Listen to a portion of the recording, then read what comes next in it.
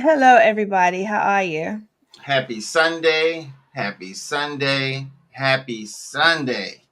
Man, we got a show in store for you guys today. And I'm so happy to have our guest on there. Keela B, can you do the honors of introducing our guest today? So, today we have Dr. La-Toya Gaines, and I'm so excited to have her on the show. I can't wait to get into it about some of the things she have done and what she is doing in the community and just some of the awesome things that we got to talk about backstage that we didn't get to talk about on a phone interview. So, I'm excited about that. We'll more formally introduce her when things get rolling. But for now, she's a doctor, and Mm, I love it. mm. Affectionately known as 5 minutes ago as Dr. Dash. But anyway, La Dash. La Dash. Toya. But before we get started, I got a question to ask you guys. And before I ask the question, today we're going to be entertained by the jazz stylings of Okay. Mr. Ahmad. What? Okay. What? I'm What? saying okay. I'm saying okay to you. Oh, Mr. Ahmad. Where's the? Oh, Ahmad Jamal. Okay. Ahmad Jamal is a piano player from Massachusetts, and he moved to Detroit. And his name was Frederick Russell Jones. Hmm. And he, in his travels being a pianist, he started playing piano at 3. Came to Detroit and got hooked up with the Nation of Islam. Maybe it wasn't a nation; it was a big Muslim community. Okay. Changed his name to Ahmad Jamal. Um, one interesting fact I found out was Malcolm Jamal Warner from the Cosby Show was Hmm. named after Malcolm X and Ahmad Jamal. Wow. Interesting fact. Yeah, his music is the kind of music that you hear in the Spike Lee kind of movies. So Okay. it became like the jazz sound of New York.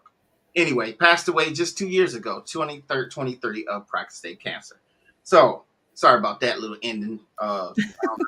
But Ahmad Jamal is who we're scratching today. And while he's Okay. on the turntable, let me ask Dr. Dash, Dr. Luck, and Keela B, where are we going today?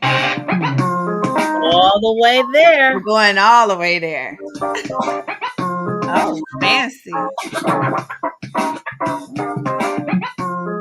Let's go all the way there, guys. Where are we going today? All the way there.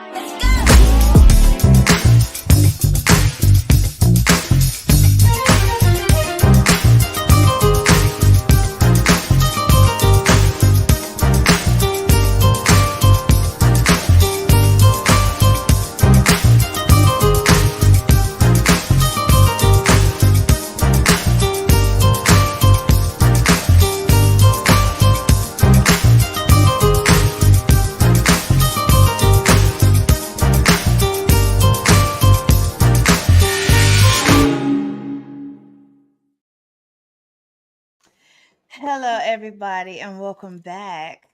I'm excited, Dr. Gaines, to have you here. And I'm excited that Gigi Alley posted your picture. And I don't even think your picture was up for 5 minutes. And I'm like, Gigi, can you please get me in touch with her? Well, I'm And happy to be as here. I'm glad you are glad. And as promised, she delivered. And here you are. First, So, let's just officially welcome Dr. La-Toya Gaines to the All the Way There podcast. and Welcome, ma'am. the crowd goes wild. So, Erin, we'll we'll You let know, her introduce herself formally after the icebreaker. you know what? One of these days, I'm gonna put a sticker on this old computer that says "Do the icebreaker" because I've been doing this show for I don't know how long, and I have Here, never remembered to do the icebreaker every time. every time. So here we go. What song, person, book, movie influenced your self-esteem as an adolescent? Okay. Since you, Audience, you guys can tap in as well if you have something.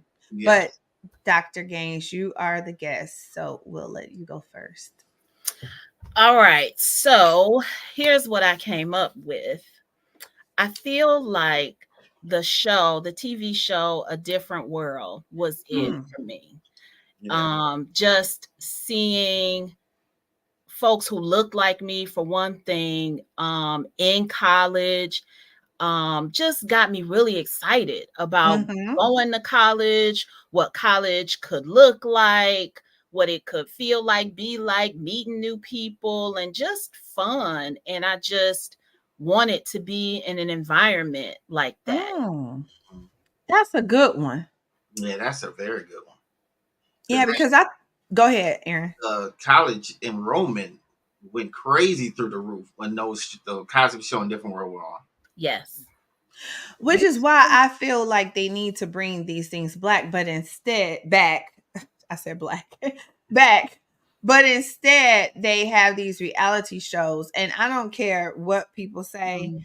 Those TV shows, whether people want to believe people are influenced by them or not, we can see how social media is rolling with some of these reality shows, and it definitely does have an effect, because I didn't think about A Different World, but things like that, it did make you want to go have the college campus experience and have friends in college and smart people, hang with the smart people. And and the back in the day when it was the say no to drugs commercials, Yeah. Yeah. this is your brain on crack. You know what I'm saying? All that stuff. But I guess for me, mine was a teacher. Mm-hmm. And so I remember having a teacher at a really young age. I was in elementary school, probably second or third grade, Miss Fort and Miss Clark. Both always spoke very positive things into my life. And being a child, you're like, okay, they're supposed to say these things, but really they don't have to. And Right. I remember realizing that I had creativity in writing, because my teacher always praised my writing, and she was like, Mhm. you have such an imagination when you write. And she said, I really think you should go, this is something that you should think about in life. And I'm thinking, like, okay, it's a story about a bird on a bird that flew away off the tree. I don't know what's empowering about that, but I'm 8 years old. I mean, it's like, okay, you get an A. But I do remember that kind of sticking with me. And then I remember my other elementary teacher telling me that it doesn't matter what people say to you, you just continue to stay focused. Like, do not allow the other people to I guess, for the lack of a better way of putting it, talk down about what you can't do. Because you remember in elementary school, if you didn't do well, if you had to get up and read a book or something, you felt kind of embarrassed if you stumbled over a word. And Mhm. so you don't want to get back up. So that's a big deal when you're a kid. And Mm-hmm. I just remember her pulling me to the side like that. Keep doing what you're doing. At least you're stumbling, but you're doing it. Trying. Yeah, you're trying. So those are things I could come up with. What about you, Aaron? I give you a hint, and you guys will know what movie influenced me by this line. Who is the man who has risked his neck for his brother man? Absolutely love that movie. Now I can do Shaft. yeah, I could do away with his philandering, his girlfriend here, girlfriend there part. But the man was driven, and he got the things done and stuck it to the man. So that movie made me want to go fight. So You I know, no, I would go outside, and it was just so there was on the east side of Detroit when all the uh, white people started leaving. There was this one white family who said, "We gonna stick it out. Well, cool. We don't know the trouble with you." But then they used the N word, and that was it. Oh. I started hearing the Shaft theme song. Man, you got power. anyway, they left. They moved. And this has always been an empowering song. Every time I hear it, it's like, wow, man. And you know what? It really made me, and I'm gonna cut it short because I got other things I could say about it. But what really helped me in my self esteem is because even in my own community, you had little hierarchies of people, but it made me realize, well, you're not better than me. Right, I put right. myself on the pedestal, and I never took myself down. I mean, I'm humble. I'm not condescending to people, but I never stand next to somebody and say, this person's better than me because of a movie. Mm. That was my first thing that made me do the, you know. So That's very interesting. So, John how old were you? How old were you? Shaft came out when in '73. I was 5 years old. Wow. Yeah. Let's, Dr. Gaines, were you born?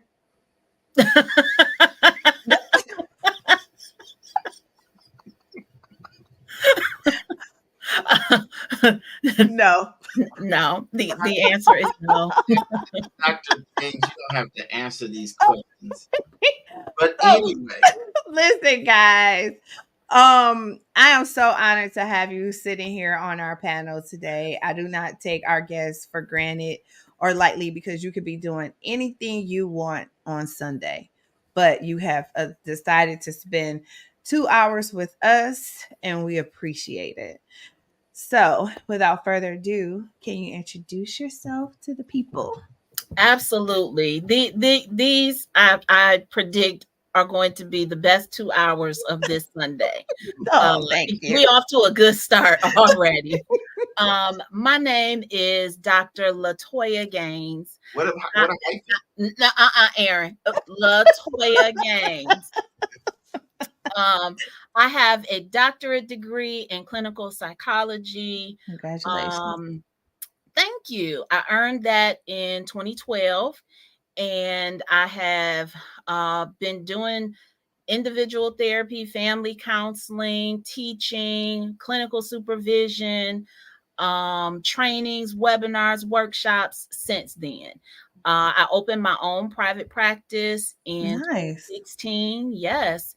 And I work and own Family Matters Counseling and Psychological Services, where I am the CEO and supervisor and lead consultant, lead therapist. I am all the things. Wow. And I'm an author now. I wrote a book. Congratulations that I have as well. I can't Yes, wait to tap into this, guys. I don't have that. I got the Shaft soundtrack though. But yeah.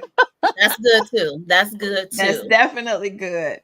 Um, so what I love is when we have our guests on the panel, we always have the interview about this one thing, and it never fails. We get on the panel and find out that they wear like 80 different hats. So that's wonderful to hear.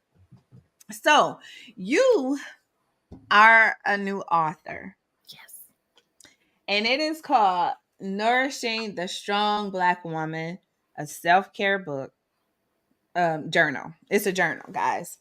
I'm going to tell you, I was reading through some of the questions to Aaron this morning too. So he could kind of tap into, what the book was about since he didn't have a book, because it's a black woman book, but I'm sure he can write things in here too. But these questions are, What you think? well, for one, they make you tap in because they are very thought provoking, and I think they help you learn yourself a little bit. Mm-hmm. There are some questions that I don't know how you feel about this next step, because sometimes the journal comes first, but I think a book should go with this journal because it's so many things in the journal that it was like, wow, I really wish I had some information on that, but it still made me write it out. You know what I mean? And I'm going to tell you, is it okay to share a question? Absolutely. Okay. Is One of this the the one we questions. talked about earlier? Yes. Okay. So this is one of the questions, guys. And then I'm going to let you guys ask your questions if you want to, because she's a psychologist. And I tell you guys all the time, you guys better tap in while you can. So every family has unspoken rules regarding emotional expression. For example, when my mother was hurt or angry, she would withdraw, give us the silent treatment, or spend days alone in her bedroom.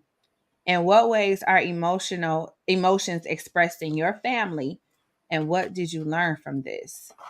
And that was a big question for me because as I was sharing off the grid, primarily on my mom's side of the family, things are just swept under the rug. You know, nobody deals with things, but everybody will chitter chatter kind of behind the backs of each other. And so I guess that's the way they, like you use the word, unspoken rule Yes. of how everybody cope with things when the elephant is in the room.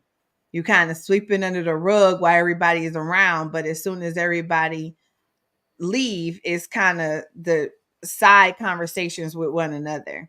Yes. So that some of these questions in this book really it was interesting. It was very thought provoking, and it kind of gave you a little bit more insight for yourself. Mhm. And it might make you feel like you really do need a therapist. That's what I wanted to do with the book, right? Is to promote self-reflection, to create a space where you can develop some self-awareness and understanding, because the truth of the matter is, if we continue to move in a space where we're expected to be strong, Mm-hmm. then, we don't we don't have a space to just be human. You Mhm. know what Right. I mean? Just to be vulnerable at times, to express feelings I of love that. overwhelm. And, it just puts a lot of pressure on Black women. And so I really wanted to use this book as a space to sort of put that down. Like, let's really explore, how do we get here? How did you get here specifically? And one of those things for sure is the unwritten, unspoken family rules. And, all of us have watched Yep. women in our lives, Black women specifically in our lives, take on all the things. Yep. And, we don't always recognize the harm Yeah. that comes with that. Yeah. And a question I have, and you basically answered it, but what was the state? What did you find the state of Black women to be in that made you say, let's make a journal and let's puncture through this repetitive cycle that can go to generation to generation? What did you find in Black womanhood that made you make a solution? Yeah. Two things, Aaron.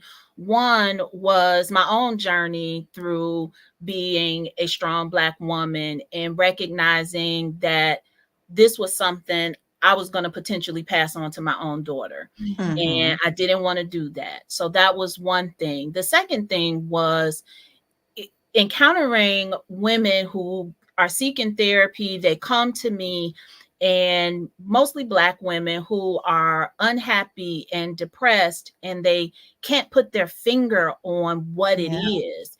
And when we start talking about what's going on in their lives, they're talking about the pressure to Mm-hmm. be all the things to everyone around them, and what it's costing them. And so um it made me feel like, well, how can I help? And so these questions actually came from me just giving different journal prompts to my patients and saying, Mm-hmm. hey, this is something that keeps coming up in our work together. Maybe you should journal about this. Mhm. And it took a mentor saying to me, where's the book? Mhm. And Mm. and I said, "Well, I don't have a book." And she said, "Absolutely, you have a book. Right. You're giving these homework prompts. You've already written it. Go back Yep. and look." Mm-hmm. And so, I had already sort of tested out some of these questions, because the women who I was working with in their therapy, they were doing these things, and we Mhm. were seeing some real progress. Mhm. And as a counselor, how does journaling go into healing?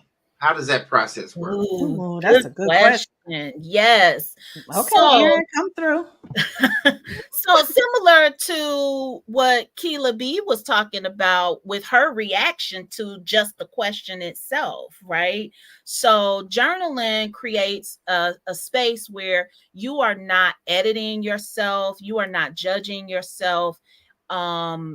You're just writing, just ongoing processing, right? And it creates a space where you can go back and look and reflect on. It gives you an opportunity to put your thoughts and feelings on a page and look at them, examine them, begin to notice patterns in your thinking or Mm-hmm. patterns in your ways of coping or lack thereof, right? Okay. So it's sort of like a way to keep track of what is going on with you, but you also have the added benefit of going back and looking at it Mm-hmm. and reflecting on it and increasing your awareness and understanding of how things have evolved in your life and how it's impacting you.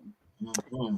I'm gonna be the first to say some of these questions. I know the book is titled Nourishing the Strong Black Woman, but honestly, the men in our community needs this book as well because I know that's your specific target audience.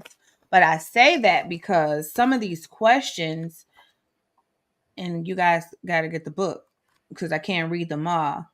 But I think it will help them as well because they have a lot of things suppressed that they, pretend. I don't want to say pretend, but are strong, the leaders, they feel like they have to have. And I think some of these questions would really help them gauge where they are in life as well. And I know we're talking about the women today, but that may also be another little extra tab for your books too, Yeah, in the near future, yeah, because these are some really great thought provoking questions in here. And like I said, if you are a person who are going to be true to the questions, and I'm not talking about lie to yourself. I'm right. talking about literally write down. Like if you thought that this book could be locked up in a cage somewhere with a combination key and a keypad, what would you actually write that nobody else can know that you could read about yourself and get some self awareness? You know what I mean? And Mhm. gain some self awareness, I Yep, should say, yep. because a lot of people do not have that.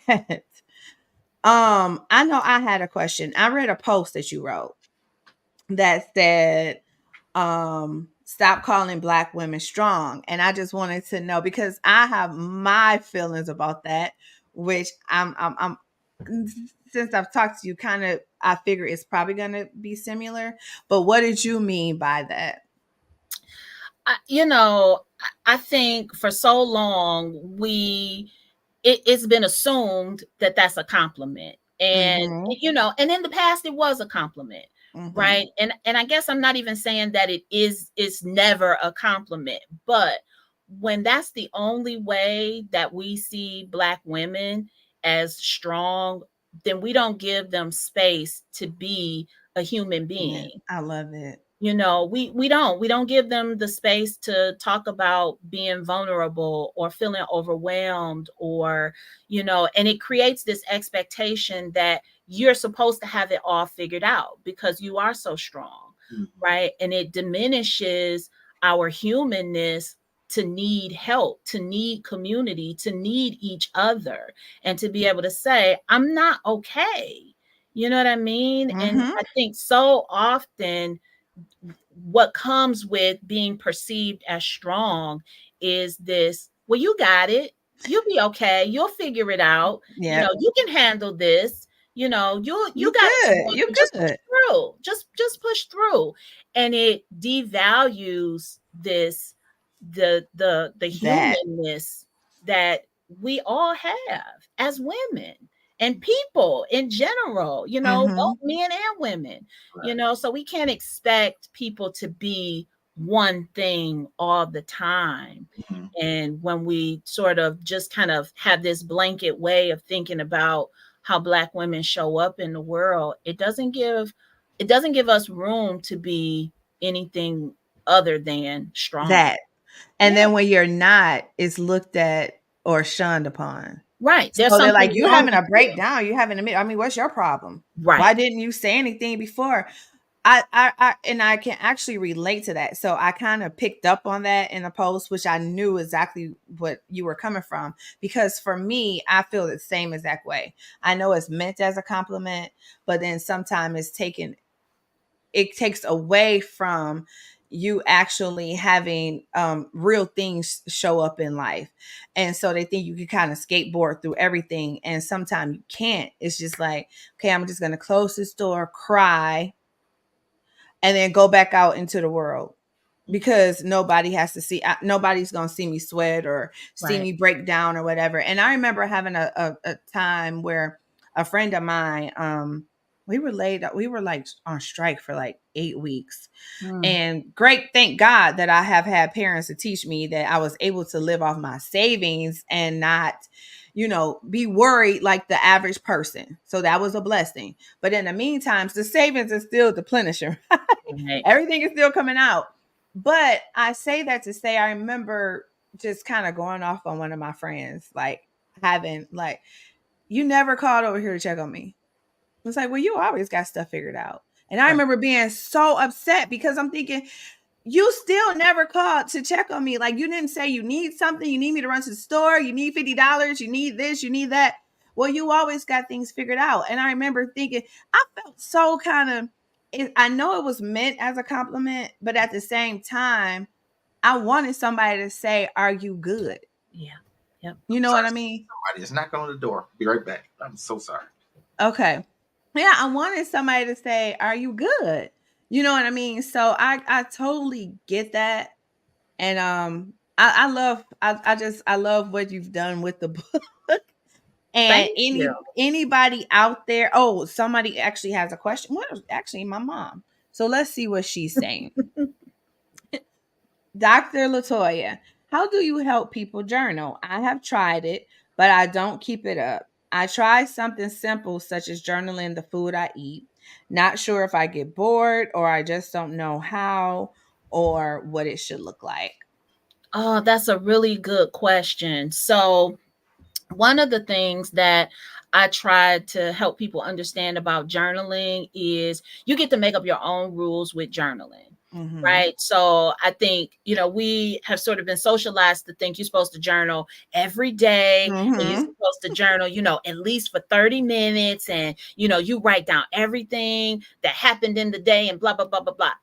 Throw all of that out the window. Right. What makes sense for you? Maybe it's journaling once a week and it's only for 5 or 10 minutes and you're not necessarily writing full sentences, you're just Mm-hmm. jotting down some thoughts that came up, right? So you can journal in a way that honors what you want and need from journaling. So it doesn't have to be, it has to look like this and go exactly like this. So for somebody that's just getting into journaling, I would say try to do it once or twice a week, just for about 10 minutes, and just jot down things that are really resonating with you, something that came up that was really worrisome or Mm-hmm. upsetting, or even something that was good. Okay. Sometimes beginning with a gratitude journal where you Mm-hmm. just jot down something you're grateful for that day. It can be something really simple, it can be something really big. But just start with doing it once or twice a week for just a few minutes. And as the habit begins to, set in, then you may want to do more, so it doesn't feel like this forced thing.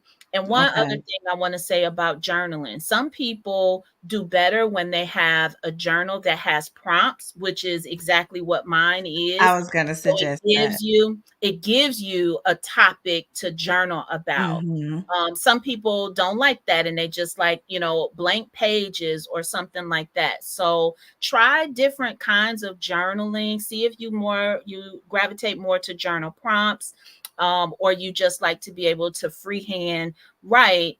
And then don't get bogged down in what your penmanship looks like, and punctuation and spelling and all of that, right? Because that will take away from your journaling experience. But it seems like even if you do pay attention to the punctuation, it will show you a flaw that you shouldn't even pay attention to. It's like you're paying attention to the saran wrap instead of the meat and potatoes that you're trying to wrap up. Exactly. It Yeah. it takes your it takes your attention away from the thing that you need to be focused on. Mm. Right. Right? Which is part of the reason why some people are resistant to journaling, because I don't journaling can bring up some stuff, some Yeah. feelings, some thoughts, some stuff that, when you're busy and you're moving around, you get to avoid. You don't have to Yeah. think You're not about. thinking about that. Right. But I'm gonna tell you, Dr. La-Toya, I don't journal because if somebody get their hands on it, they're gonna be like, "This girl really hates me," and I'm like, I don't know if I want this written in the book. I don't know if I'm ready to face that if they find this. So I have to put it in a lock in a safe. You know what I'm saying? But I get it. I get it. But because I'm gonna write about everything. It's like this person got on my last nerve today, and today I felt like. But anyway, Doctor, what I am gonna say about your book for that same question is, if you are a person like you said need prompts, this will definitely be the perfect way to start, because you give a description of every section like that you're getting ready to go to, so they know what they're doing, and then you have some blank pages for people.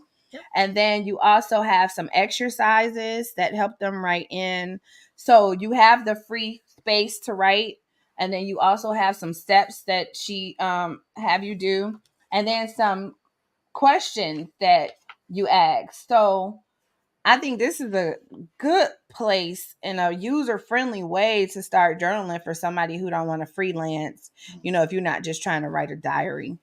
Yeah. So, Dr. Gaines, I know Yeah. that it's nourishing the Black woman. So, is this book is definitely has some culture to it. It has some Mhm. culture things that we can identify with. That immediately, when a Black woman picks this book up, they know, yep, this was me. Just like the question earlier about the silence in the family. Yes. A lot of Black families have that Yep. silence. Let's just move Yep. past it. It didn't happen. Let's just move. And then your children are wondering why this little dysfunction happened. Right. Find out, oh wow, you just went through that. How come you never shared this? So I don't have to. So can you talk about the cultural things that went into making this book? Absolutely. Man, I you coming am out the pocket today. I am unapologetically all about Black women's mental health. And so this book, it was a labor of love in that I really wanted to create something that is specific to us. I think that there's some aspects of the strong Black woman that I think women of other races and culture can relate to, because it's about being a woman. But Mm-hmm. at the end of the day, adding a racial component to it changes for Mm-hmm. us. And so some of the things in this journal that really tap into Black womanhood specifically have to do with what it's like to be in the workplace as the only Black woman, Mm-hmm. and how does being a strong Black woman show up in the workplace. Mm. So that's a unique experience when you are the only one or one of just a handful, right? So that's really specific to what it means for us to be in workplaces or places, academic places, where we're not the majority. Mm. The other one of the other things that I talk about in here too is independence, right? Independence for Black women has been something that has really been drilled down into us.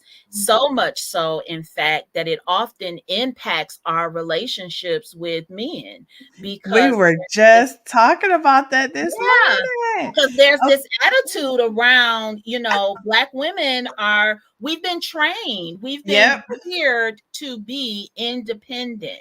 And sometimes it can come at the cost of our Yep. relationships. And Yeah. so Mhm. really tapping into what is this about and what would it mean to actually not be so independent, and how do we show up for one another, even for other Black women, not just Mhm. for the men in our lives, right, but for each other in a way that honors our need for independence but reassures us that it's okay to depend on somebody else. Mhm. That is so good. We were literally just talking about that this morning because I was giving Aaron the example that we're trained to be this independent. You take these things on by storm and you have to be this person.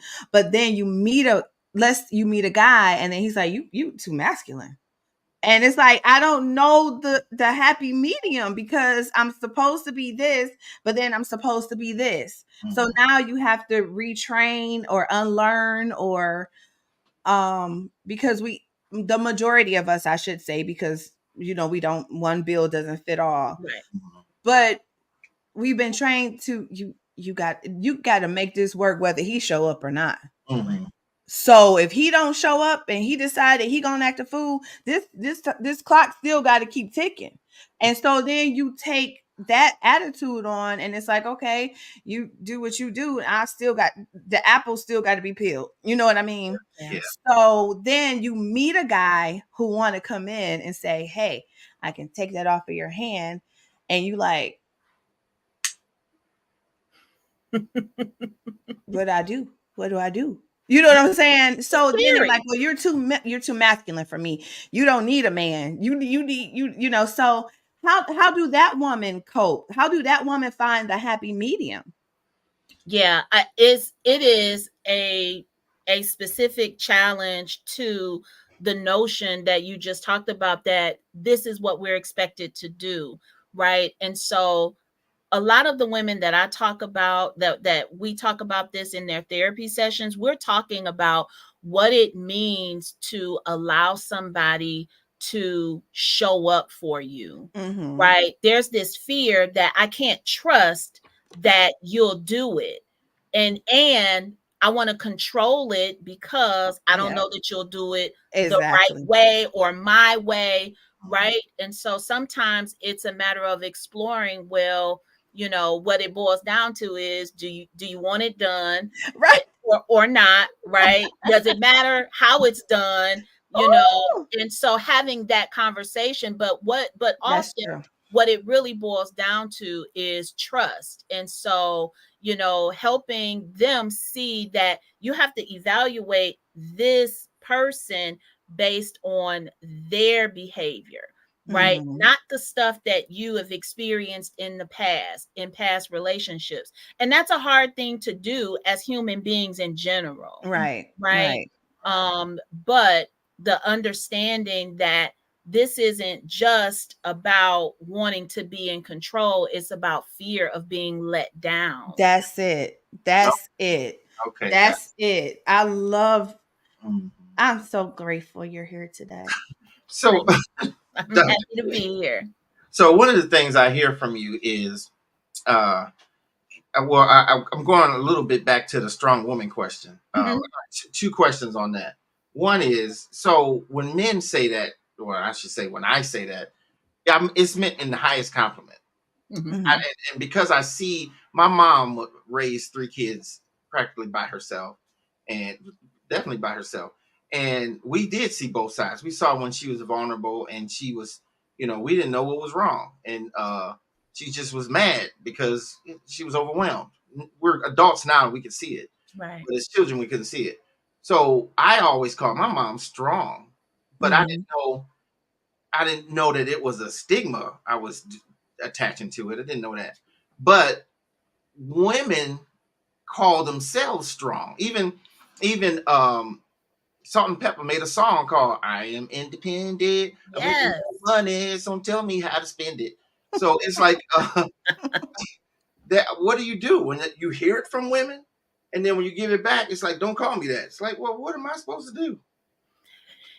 It can be really confusing, right? Mhm. Because like I said before, I think there are times where we have embraced it, right? And we have helped to perpetuate this Right. idea of strength. Absolutely. So we have to take ownership and responsibility of that and say, you know what, there was a time in our history where we embraced it, because the flip side of that was we were a stereotype. We were Right. lazy. Yeah. We didn't care. We were the welfare queens, all of those things, right? And so there was sort of, when this idea of being strong came along, it was, well, yeah, I'm that, because I'm certainly not lazy, and I'm certainly Right. these other things, right? But because we perpetuated this notion that we were strong and didn't need anybody else, that's how people treated us. Right. And then when we did start saying, well, I'm not okay, I do need help, I do need support, I do need community, I think sometimes we were met with, well, nah, you You said you're good. strong, own You it. said you don't Right. need a man. Exactly. You don't need us. And that's not what it was. But don't forget too that men were also watching the women around them do all the things That's too, right. without fully understanding all the pieces that came into play. Yeah. Right. And so then they also move with the expectation that you supposed to be independent. I watched my mom raise 3 kids without a man, and she all right. What's wrong with you? Right. You know what I mean? So we as a culture have perpetuated this idea that this is what it means to be a Black woman. All of us are strong, and that's just the way it's supposed to be. And now we're sort of bucking against that. Like, no, we need help. We need support. We're need therapy. overwhelmed. It's too much. It's a lot of pressure. A lot of pressure. And to your point with your example with your friend, perpetuating it is not speaking up when we're not okay. Even if we are afraid that it's going to fall on deaf ears, right? We still have to say it. That's right. Because I'm a firm believer that sometimes when I'm speaking my truth, I'm modeling for other women around me to be able to say, you know what, if she can say she's not okay, then I certainly can say it, right? I can ask for help too. You know what I mean? So I yeah, we think gotta that stop is perpetuating it. we really do, and that's what I said. Where is the happy medium? And I'm glad you were able to explain that about it not necessarily being not a person being trying to be in control, just the fear of being let down, and that's you summed that up in a nutshell. We had some comments that came through. Yeah. Um, That's Mama Deb. She said, yeah, we are not taught to relax and trust a man. We aren't taught. and that's true, because over time, things have just went the way that they went over time, and so you were just reared that. I mean, I can even remember elderly women saying, "Keep your nest egg. Listen, Keep your ducks in a row." my mother told me that when I got married and my husband started talking about shared bank accounts, and Man, I was like, no, right? we're not doing that, Because my mama said, right. And even when initially when I agreed to it, I didn't fully commit to it, and it was a learning process. It's been almost 24 years I've been married. It was a learning process to grow into that trust and to grow into that not being so independent. Yeah, and because it's definitely conversations they have on the side. So these are not conversations that men are hearing. So, they're like, girl, because he gonna act a fool. And so when he do this, you better be prepared, because your Uncle Johnny, let me tell you what he did one year. And so those are the things that you hear. So you suit up for it. You know what I'm saying? For the lack of a better word. Yeah. You put your armor on. As Black women, we often put on this mask that we greet the Yeah. world with to protect ourselves. And Mm-hmm. sometimes we need it and other times we don't.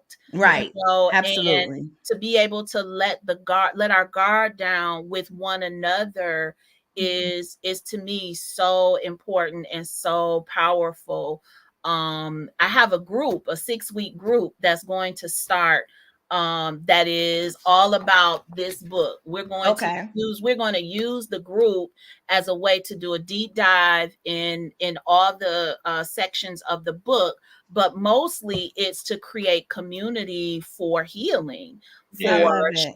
strong Black women, for How sure. do they join your group? Like, is it something that they need to reach out to you for, or? So the next cohort starts in September. You can go to my website and join my mailing list so that when we announce it, you will be first in, you will be Okay. first in the know. So my website is fmcounselingmichigan.com. Okay. And you can go right there, scroll down and just sign up to join the monthly email subscribers list.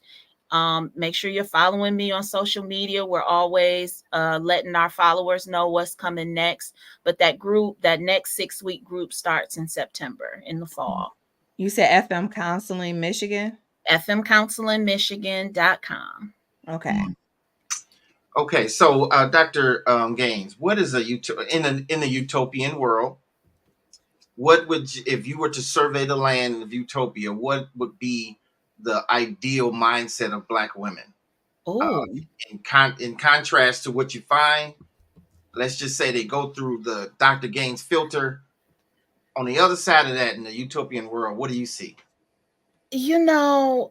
I see, in a nutshell, I see Black women who are no longer willing to suffer, sacrifice, and endure things that don't serve them Mm-hmm. anymore. That they don't sacrifice themselves for everyone around them, and they do that they focus on themselves first. I remember when my husband and I got married, and the one piece of advice that my mother-in-law gave us was, if you put your marriage in this bubble and you take care of your marriage, everything that flows from that will be fine, because you would have taken care of each other. And Mm. when you are taken care of in that way, your children, everything that flows from that relationship as well, Yeah. Mm. right? When we take care of ourselves, Mm-hmm. then that trickles down to the people that we love, our children, our partners, our Definitely. neighbors, our coworkers. It trickles down, but it starts by making sure that we're okay. Yes. I Right. love that. And I love that it's about, because everybody, you can look really good on the outside, but be Baby. so jacked up on the inside. And I think the healing from the inside out changes the glow. You Yeah. know what I mean? Changes the glow. But we have a few comments that I do want to get to. Ms. Deb said, or Crystal said, or you'll be afraid that you'll be criticized. And she was referring to the previous conversation that we had. I need you to stand up and be a man, dynamic. Wait, keep you a nest egg, Don't be a okay, Miss. Just say, keep your nest Keep your egg. nest egg. Many of us fight all day in the workplace, but when we get home, we don't want to fight. We desire to be nurtured. I think that That is goes so for both true. men and Yeah, women, I think I right? so. was just about to say that. Definitely. I Yeah. see it like this. If I have to go out and slay the dragon every day, I don't want no dragons in the house. No, Thank seriously. you. And I do think that work both ways, because the workplace creates a whole different environment. And sometimes that's why I look at my home as just being like it's my safe haven, it's Yes. my faith, my place of everything comes off, and who I Yeah. am is who I am in this place. There's no code switching here. There's no I got to wear my hair a certain way. I got everything comes off. I'm the vulnerable, unadulterated me when I get home, and I think that's the way that it should be. Mhm. Miss I Graham has agree. a comment. Let's get Miss Graham's in.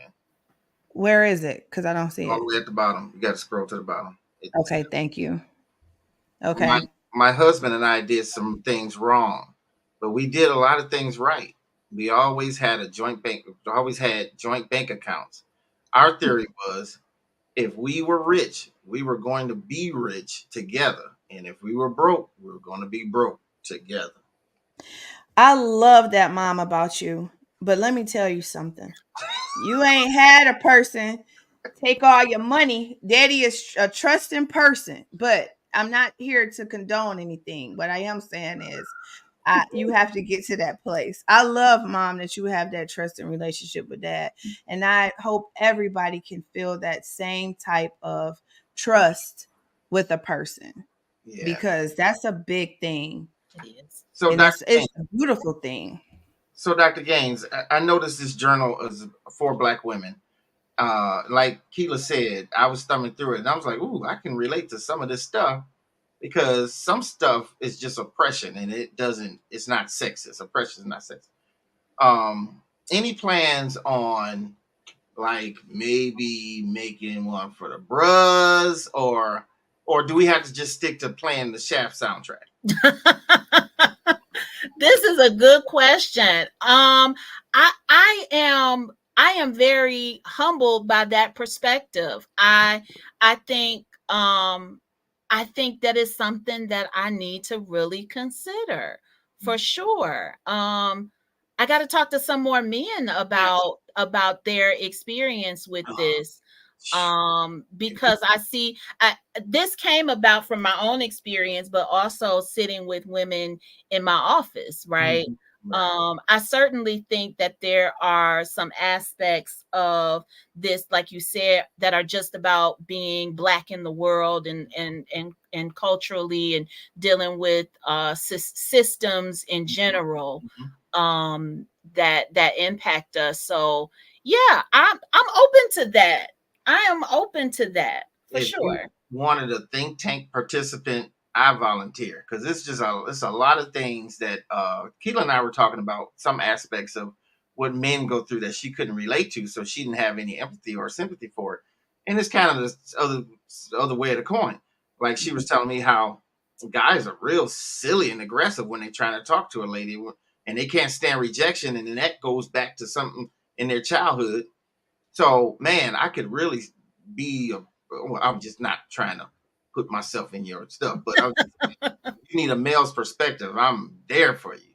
'Cause, No, when it's time to have some dialogue, some what do we call those? I can't find my words, but certainly when we have some groups to have some discussion around these topics, I'm gonna come looking for you, Aaron. yeah, I'm telling you, I got a wealth of these. I'm only 30 years old, so but no short 30 What? years. Man. God is listening. So But what I'm trying to say is, oh, and these tell can we tell people how to get the book again? absolutely. But I do want to say something. Teresa left a comment and it said that's why you only marry someone you trust. And Teresa, I thought I did. But okay.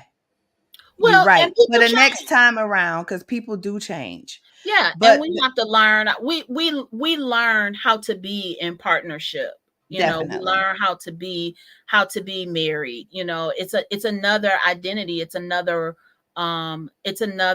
role that Hmm. we're in, and learning it is really important. So It really is. And going forward, I think, you learn, like you said, you learn, you live, you learn. And so there are certain things that you definitely check for, yeah, now. Yeah. Okay, so here is the book. you can Okay. find it on I'm I'm Amazon. I'm a DJ, and you guys just bear with me. Here it is. Here it is. Oh man, that's what 30 seconds gone. You can absolutely find it on Amazon. Hmm. And please be sure, if you decide to purchase, please leave a review. Those are so important. Yeah. Yes. So I I go got a question ahead. about the link. It's doctor with a period. Yes. Mhm. Okay. Okay. Yep. All right. Yeah, I made sure that I made sure that. Okay. Because I think this is doing a lot of good, because I don't know if this is, in my opinion, we're coming up on, some more perilous times, which is causing more stress and more mental anguish. And I think people need to let go as much as possible, release as much as possible, debrief as much as possible, Yeah. and not try to be this person that's always strong all the time. Yeah. And sometimes you need to decompress in different ways. Different people are different, but this journal, the pages that I've thumbed through, really made me look at some stuff like, wow, that's interesting. And then make the number one thing that popped in my mind is, wow, this is universal. It's just not me. It's just not my family. And I know it's just for Black women, but a lot of this stuff, No, I think if you just, for a guy, just don't pay attention that it says women, they definitely can answer these questions, because definitely, it really took you there. And I'm not just saying selling her because she's sitting on our podcast, which I am selling her because she's sitting on our podcast. But at the same time, this is good. If you guys can, we push a lot of people through our podcast, but if you really are into just trying to help yourself yes, grow, develop, learn yourself, go and order this book and and share it. Share it with your friends. And it's summer. Sit outside, answer some questions, get your tea, your yeah, lemonade, whatever, and just sit down and take some time with yourself. You right. know. And let me say this too. I remember an episode of Good Times when Michael took a test, and it was culturally biased. It was like cup and saucer, and that was the right answer. But at his house, it was cup and table. Okay. We ain't got no saucers. But this book bridges that gap culturally and connects right where you live culturally. If you see Definitely. red beans and cornbread, you think Black people. That's what this book does, and you Right. open to communicate better with yourself when you see that. I agree. So we need a challenge for the week. All right. Well, I like what you brought up about the whole, patterns in family. So I'm going to challenge folks to identify patterns related to emotional expression, talking about feelings, or even not talking about feelings, or not dealing with conflict. So who are the biggest offenders in the family, and who says, that who makes the rule? And I love that. Who makes the rules? And honestly, be true to yourself.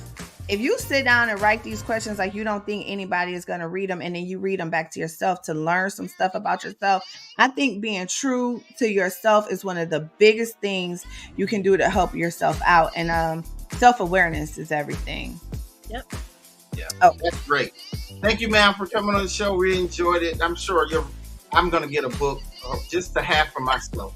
Thank you. I can learn how women be. I mean, so I can learn about myself. But anyway. What? Thank you again for such an important conversation. Guys, I'm so glad you all tapped in and enjoyed her conversation. Thank you for coming on, Dr. Gaines. We really appreciate you. Don't hang up at the end. Everybody, please go purchase her book. Go to her website. Go hit the like on her pages. Go and share the podcast. You guys have a lot of homework this week. Take the challenge, all of that great stuff. And next week, we'll have another guest who's also going to be talking about some things, but she's coming from a mental health awareness point of view. So we'll be talking about that. So guys, in the meantime, between time, enjoy your Sunday. As always. See y'all later. Buy this child soundtrack.